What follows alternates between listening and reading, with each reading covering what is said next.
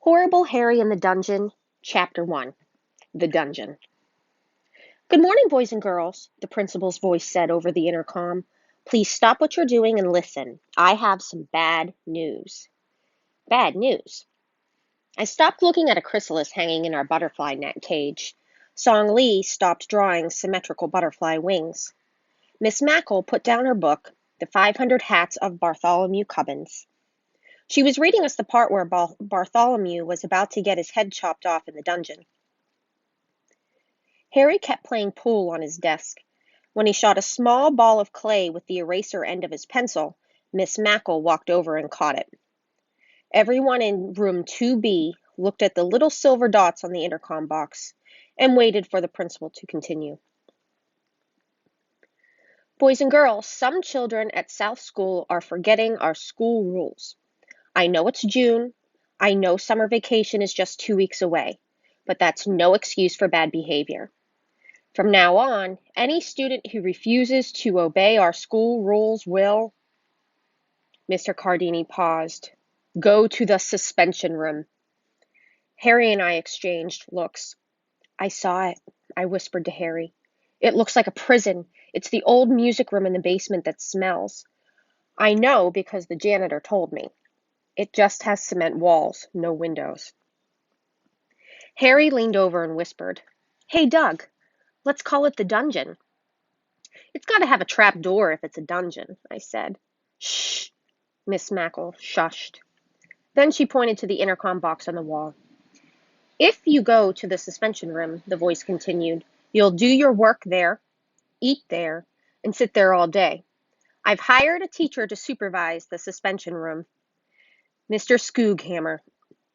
Skooghammer, I said. His name sounds like a Viking weapon. Or an executioner, Harry said. Then he chopped a ball of clay in half with his ruler. Now, the principal added, I want to end this message on a happy note. We are also starting a Good Human Beings bulletin board. Every time a student does something that is extra thoughtful and kind, a teacher will write it up on the green paper bean and drop it in the bean box, and I will read it aloud each morning during our bean broadcast. The good beans will grow on our school beanstalk in the hallway. Harry blurted out, If it's a real beanstalk, we have to make a giant, for that goes fee, fi, fo, fum. Song Lee giggled. Mary made a face. Harry, you'll never get a bean. Shh. Miss Mackle put a finger to her mouth. Have a good day, boys and girls, and remember to be a good human being. When the intercom went off, Miss Mackle held up a pile of blank green beans. I hope there are lots of these from room 2B. I hate beans, Harry groaned. They're the magical fruit. The more you eat, the more you toot. When the class laughed, Miss Mackle folded her arms. I can't believe that phrase is still around. Kids used to say that when I was in elementary school. How old are you, Miss Mackle? Mary asked. I'll tell you my age, but you have to solve the math. Ready? I leaned forward. Harry leaned back. He hates hard math problems. 8 plus 8 minus 1 plus 15 minus 2 plus 3. Just when I got the answer, Sydney shouted, Look! A butterfly crawled out of its chrysalis. Everyone turned and looked at the giant yellow net cage that hung in the middle of the room. The butterfly was perfectly still. Its wings were pointing straight up. Miss Mackle clapped her hands. Look at our beautiful painted lady. Song Lee, you're my helper today.